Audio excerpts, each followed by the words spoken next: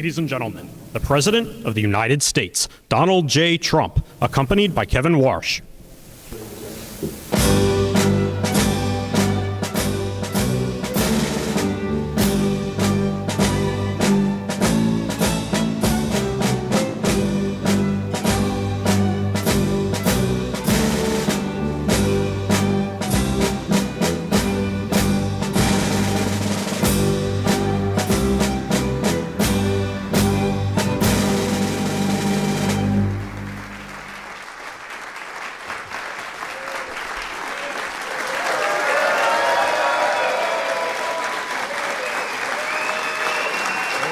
Wow.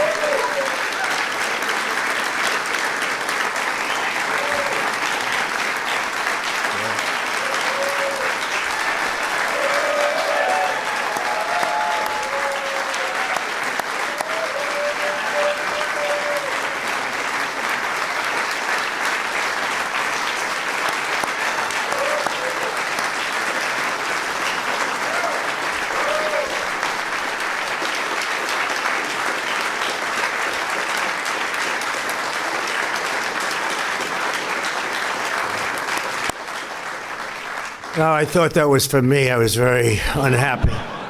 I looked around and I saw they're all looking at you. I was not happy about that. That's amazing. That's an amazing, amazing audition. And I'll tell you what, it's you have the most important business people and political people that you can possibly have in one room. That soon will be a much larger room than this. We'll have a room substantially larger than this, which we really do need, because we would have had 5 times this crowd. Everybody wanted to be here to be with you, and it's an honor. And today I'm thrilled to welcome you to the White House, the most beautiful building. I love this building. We fix it up all the time. That's the real estate business in me, and it's in tippy-top shape finally. But for the swearing in of our new chairman of the Federal Reserve Board of Governors, Kevin Warsh. Kevin?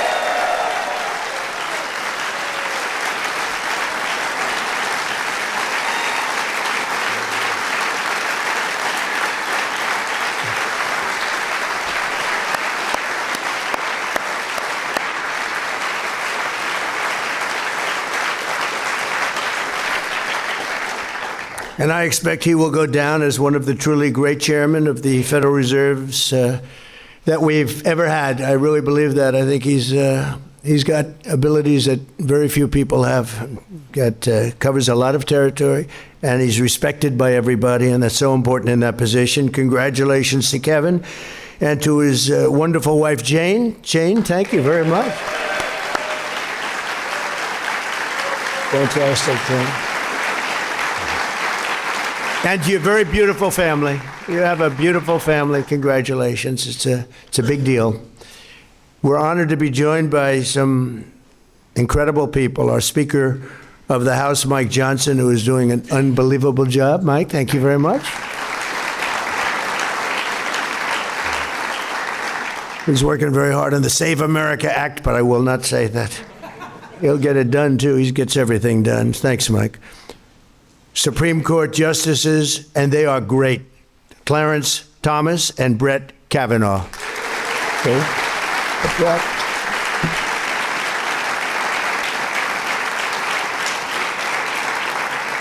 Secretary of the Treasury, he's like central casting, Scott Bessent.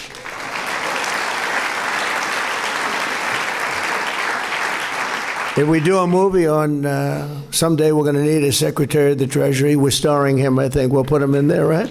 He's done a good job. Secretary of Agriculture, Brooke Rollins. Brooke, thank you. Secretary of Commerce, Howard Lutnick. Thank you, Howard.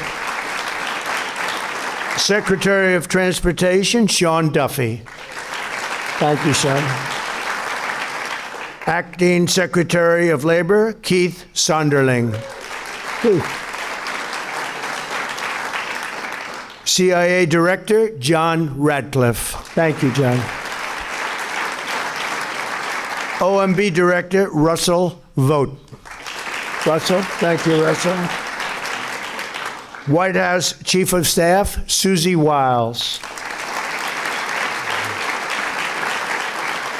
Director of the National Economic Council, the other Kevin. I was, they kept talking about Kevin, and he's a good man you're going to be working with, Kevin Hassett.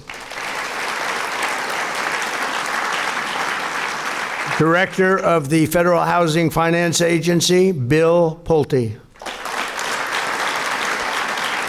And thanks as well, we have so many political leaders, and I just see a few, and you have Tommy Tuberville, soon to be a governor, right now a very successful senator. Dave McCormick, who's a phenomenal guy, wherever you may be, Dave. Wherever you may be. Andy Barr just had a big win. He won by 40 points. Where's Andy? Congratulations. That was a big win, Andy. I'm proud of you. Did the endorsement help? Dan Muser, my friend, who's a fantastic congressman. Dan, thank you very much. Elise Stefanik. Elise. Hi. And a highly respected guy, another friend of mine, French Hill. Thank you. Also with us, former Vice President Dan Quayle. Haven't seen Dan Quayle in a long time. Where's Dan Quayle? Wow. You look good. You look good. That's nice to see you, Dan. Very nice. Former Speaker of the House, Kevin McCarthy. Kevin. Good guy. Former Secretary of State, Condoleezza Rice. Highly respected. Highly respected by everybody. Me too. Former Governor Glenn Youngkin. Done a great job. Great governor of Virginia, and they try and take it apart as fast as they can, but you did a really fantastic job. Thank you very much, Glenn.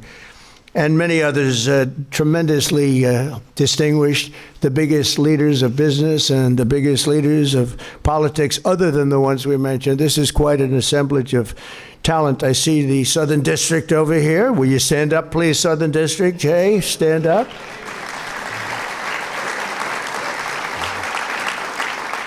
And I don't know if our acting attorney general is here. He's pretty busy. He's kept very busy. So if he is, well, if he isn't, I'll just tell you he's doing a very good job working together, right? He's doing a great job, actually. So no one in America is better prepared to lead the Federal Reserve than Kevin Warsh. Kevin received a degree in public policy from Stanford University and then earned a JD from Harvard Law School. He studied under the renowned economist Milton Friedman and was mentored by the legendary Secretary of the Treasury and Secretary of State George Shultz, all legendary names, really. Kevin has worked at the highest levels of the financial world as an executive in the private sector. He did very well, and he served at the highest reaches of government as a senior economic advisor in the White House. He knows the White House very well. He's walking through the White House. He's pointing things to me that I didn't even know. At the age of 35, he became the youngest ever Federal Reserve governor. For the past 15 years, Kevin has been a fellow at Stanford's Hoover Institution, and his credentials really are second to none when you hear them, and there's plenty more. I know that Kevin has the deepest respect and reverence for the institution he will lead starting today. We're so lucky to have him. The Federal Reserve is a pillar of the world financial system and the most important central bank anywhere in the world. With a history stretching back more than 100 years, it is truly the institution that's most looked to and most respected, and it's now taken on a new and even higher respect, in my opinion. And honestly, I really mean this. This is not said in any other way. I want Kevin to be totally independent. I want him to be independent and just do a great job. Don't look at me. Don't look at anybody. Just do your own thing and do a great job. Okay?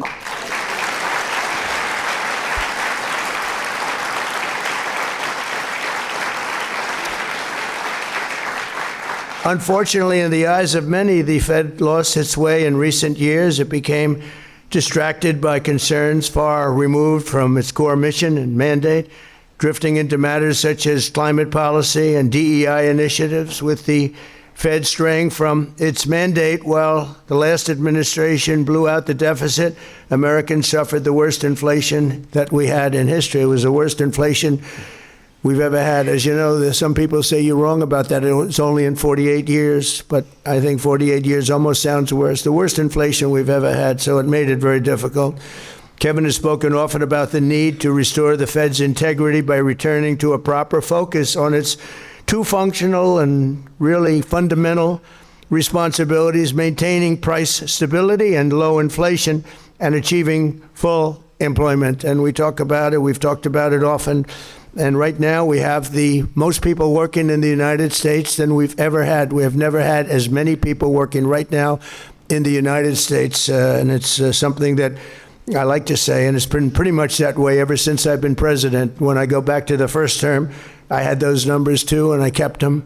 And we've done things that are really amazing, but we can bring it to a new and higher level with Kevin. I think we can bring it to a level that nobody ever thought possible. By following through on this vision, Kevin will restore confidence in the Fed, which is so important, and among Americans all across the political spectrum and people from all over the world. And they're going to be looking to Kevin, probably and possibly more than any other person that's had your esteemed position before. I think that's true, Kevin. You got a lot of people watching. I fully expect that with the greatest Fed chairs before him, Kevin will safeguard the Fed's integrity. They'll make their own decisions and hopefully make them well, but they'll be listening to Kevin all the way. I really believe that. Even if they're from a somewhat different persuasion, they're going to be listening to him out of respect, because everybody respects him. Thankfully, unlike some of his predecessors, Kevin understands that when the economy is booming, that's a good thing. We don't have to go crazy. Just let it boom. We want it to boom. We want it to be like nobody has ever had before, because we do have some debt we'd like to take care of. And the way you do that is through growth. We're going to grow our way out of it so fast. And Kevin's somebody, and I feel strongly also, we don't want to see it stifled.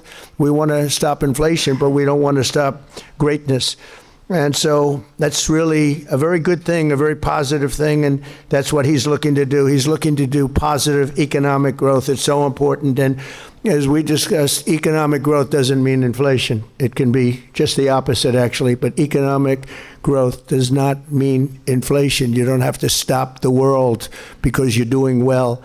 Kevin's also said that he'll bring much-needed reform and modernization, transforming obsolete data collection methods, rolling back reliance on inaccurate models, and curtailing the Fed's practice of issuing so-called forward guidance. They want to do things on that. I guess it's a little complex subject, but it's something that Kevin knows about better than probably anybody here. He has the temperament and leadership abilities to foster collaboration among the entire board, and I know he will welcome robust debate. In his mission to keep prices stable and employment high, Kevin will have the full support of my administration. Every one of these people felt, including Kevin, by the way, felt so strongly about this choice. And we have no doubt, we have absolutely no doubt. So important, too. So big, so important. I just turned on the television. I want to see how the stock market's doing today. Stock market's up 600 points. That means they like you. If they didn't like you,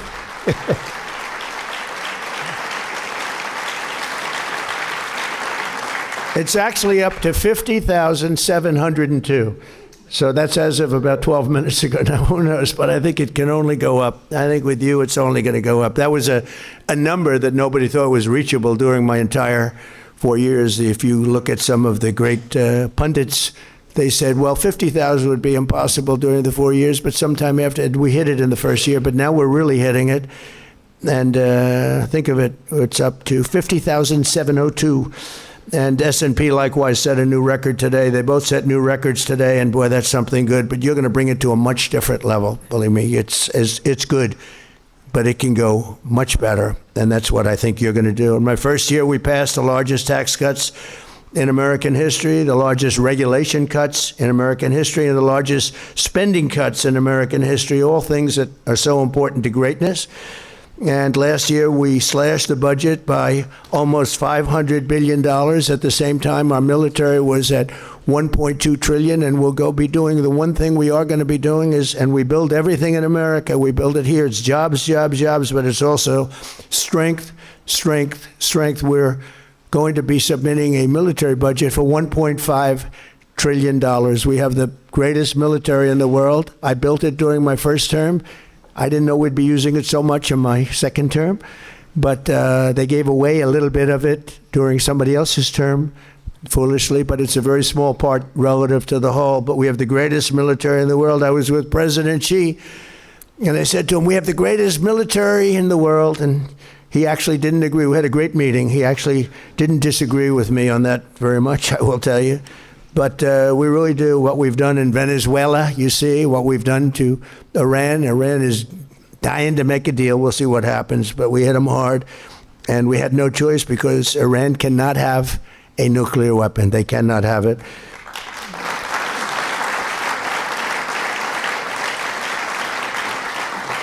So I promised to cut 10 old regulations, as you know, in my first term, for every new regulation. If you put a new regulation in, that's fine, but you had to cut at least 10. And so far, and I did that. It was actually 1 to 12, so I did a little bit better. So far, we're blowing it away this year. So far, it's 1 for 129. In other words, we're cutting 129 regulations for every one, Mr. Speaker, that we put in. So that's music to your ears. We don't even have to go through Congress for that. It's a lot easier. If I do it, it's a lot easier. But all of these actions are aimed at lowering costs, creating jobs, and driving economic growth. Jobless claims recently hit the lowest level since 1969 under our leadership. 5 million people have been lifted off of the food stamps. Think of that, just in a short period of time. More Americans are working today, as I said, than ever before. And very importantly, 100% of the net new jobs under this administration have been created in the private sector, which is a number that nobody's ever achieved. Think of that. They're all in the private sector, and we did get rid of a lot of government jobs. You had jobs where there were 10 people for every single job and every single event, and they were doing all the same thing, or they weren't doing very much. And they didn't like me for a while, and now they're all working at private sector jobs, and they're making double, triple, quadruple the pay, and they're loving life, and they're loving going to work. And it was a painful experience cutting that many people from the federal government, but it's been amazing. And, you just can't have that. You can never make a country, as I say, great again if you're going to have all government jobs. We're all private jobs, and the jobs are coming. We're building more plants, more equipment than anybody any president's ever done, any administration's ever done. And the number I like the best is we have $18 trillion being invested in the United States for 11 months, not 12. We haven't gotten the results from 12 yet. We're pretty new. But in 11 months, we have $18 trillion being invested, with a T, being invested in the United States. And the record was $3 trillion many years ago by a different country that I actually just left. It starts with a C, but we have, and that was 3. And we're at 18 trillion. We're building factories, car plants, everything, AI, everything, all over the country. Nobody's ever seen anything like it. And I have to say, I have to give the credit to I used to say it was my favorite word of all, but I got in such trouble because when I said tariff is my favorite word, the media went crazy. They said, what about your wife, your family? What about God? What about religion? So I said, okay, good, I'll make it my 5th favorite word, right? But because of tariffs, we have tremendous amounts of, the car companies are all coming back. They left us for 35, 40 years. They left us. We will have 50% of the chip making capability of who that man right there is. Don't stand up, will you please? But is that right? We're going to have 50% by the time I leave office, and maybe more than that. They're moving in from Taiwan, they're moving in from other places, and they're building in Arizona in particular, in that particular case. But between the auto plants, we have more auto plants under construction now than we've ever had before. We went many years and there was no plant built. And it's all due to what we did with tariffs, I guess November 5th, but all because of the tariffs and what they've done, used properly, used judiciously. So it's really something special. So we have all these plants under construction. They'll be completed over the next year and a half, and you're going to see numbers like we've never seen in this country before. No country has ever seen the kind of numbers you're going to see. And we have some of the people in this room, I look at them, some of the geniuses that are building those plants. You know, a plant used to cost, if you built a shopping center, it would cost 50 million a nice center, but 500 million a giant, beautiful center. These people are investing. You're going to have to look in $50 billion on a building for AI. 50 billion. I say, how big is it? Well, it goes 3 miles by 5 miles. In other words, you drive 3 miles, 5 miles. But it means jobs, and it's got tremendous potential for a lot of things. But when you talk about growth, no country will see, and you'll start to see that very soon, no country will see the growth that we're going to experience, and that we're already experiencing, but that we're going to experience. And one of the things that you see early on is we have the highest number of construction jobs we've ever had, and that's because they're building all of these plants, the auto plants, all of these plants are being built, including medical. Medical is pouring back in. Eli Lilly and so many of they're building 6 major plants. They're going to make almost all of their medicines here. We learned during COVID, it's not good to be held hostage by foreign countries. We're building all of these plants here. Lilly, Pfizer, all of them, they're all building tens of billions of dollars worth of medical plants. We're going to have almost all of our medicines made in our country, which is a really good thing to have. During 4 years of Biden, our country secured less than $1 trillion.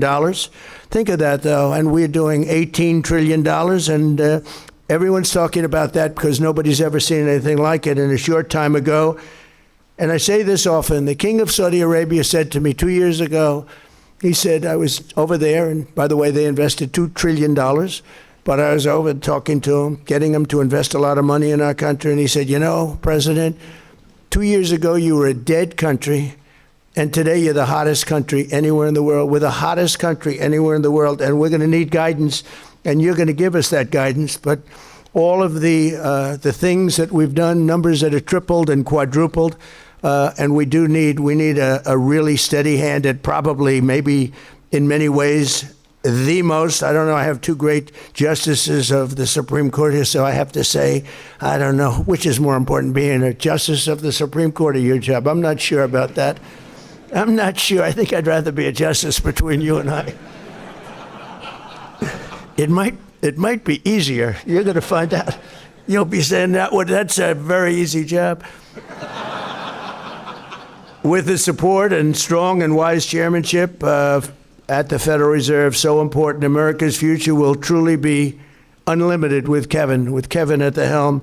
And he's off to an incredible start with his family, with his education, with his background, with all of the things he's done. He's respected by everybody. So important is to have that level of respect where you can walk into a room and people will listen to you, as opposed to walking into a room and not having that kind of persona. He has a persona like nobody else. So I just want to say congratulations, Chairman Warsh. You are really a special person in getting this job.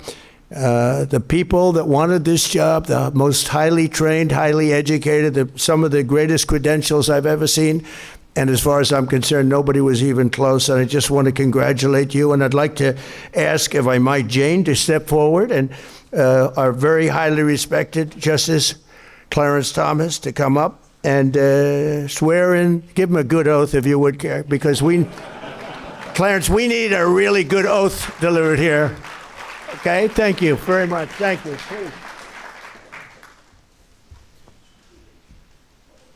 I do solemnly swear I, Kevin Warsh, do solemnly swear that I will support and defend the Constitution of the United States that I will support and defend the Constitution of the United States against all enemies, foreign and domestic, against all enemies, foreign and domestic, that I will bear true faith and allegiance to the same, that I will bear true faith and allegiance to the same, that I take this obligation freely that I take this obligation freely without any mental reservation or purpose of evasion, without any mental reservation or purpose of evasion, and that I will well and faithfully discharge and that I will well and faithfully discharge the duties of the office on which I'm about to enter. the duties on the office upon which I'm about to enter.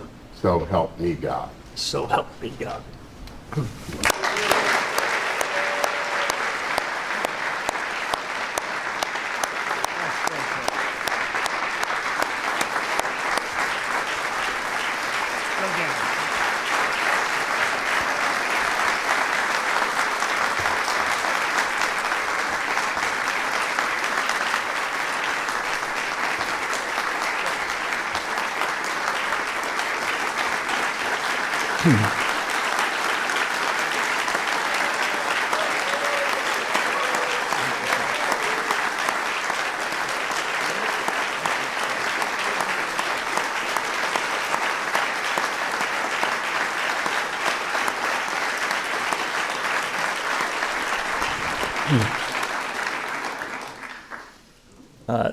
Thank you, Mr. President. This is above and beyond.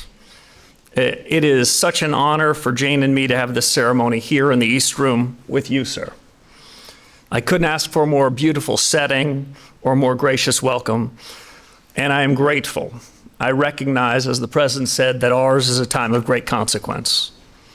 It's also a great honor for me to have the oath of office administered by one of the great and longest-serving public servants, a brilliant and independent thinker, a man dedicated to our Constitution, and no less important, a joyful and collegial presence on our highest court, my esteemed friend, Justice Clarence Thomas.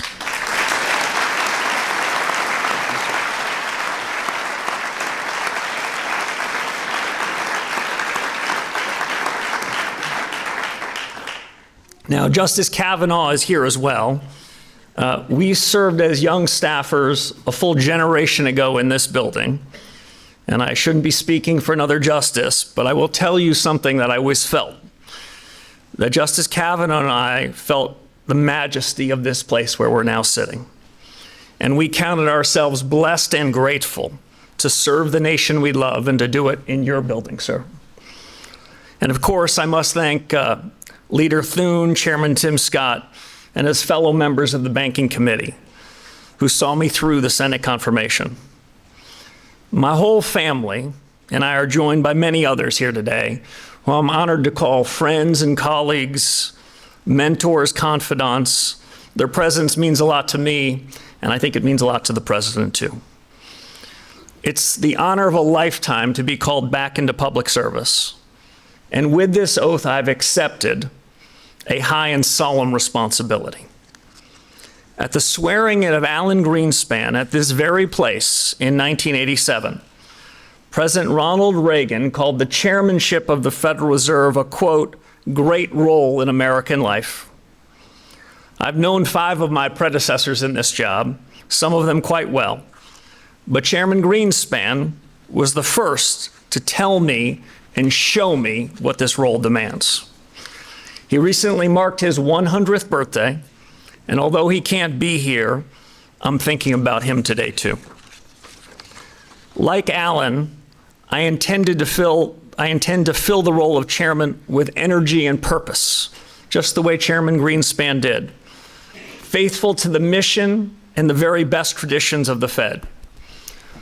As you demonstrate, Mr. President, every day, energy and purpose are how big obstacles are overcome. Your greatest ambitions are for America, for what free people can achieve when they have the chance. And while I'm not naive about the challenges we face, I believe, Mr. President, these years can bring unmatched prosperity that will raise living standards for Americans from all walks of life. And the Fed has something to do with it. Our mandate at the Fed is to promote price stability and maximum employment. When we pursue those aims with wisdom and clarity, independence and resolve, inflation can be lower, growth stronger, real take-home pay higher, and America can be more prosperous. And no less important, America's place in the world more secure. To fulfill this mission, I will lead a reform-oriented Federal Reserve, learning from past successes and mistakes both, escaping static frameworks and models, and upholding clear standards of integrity and performance. Today marks a return to an institution that I do in fact cherish. It was nearly a generation ago, at another time of great consequence, that I worked with some outstanding public servants at the Fed, both here in Washington and at the reserve banks. My goal now is to create an environment in which the best people can do their life's best work, and to face every challenge in the spirit of common purpose and devotion to the national interest, in a word, to excellence. These duties are now mine, Mr. President, because of the trust you have placed in me. I accept them with gratitude and will strive every day to serve our fellow citizens well. And in final, I'll just say I'm going to look around and try to hold on to this special moment. But after we leave this stage, the real work begins. So let's begin that work. It's an honor. Thank you again, Mr. President.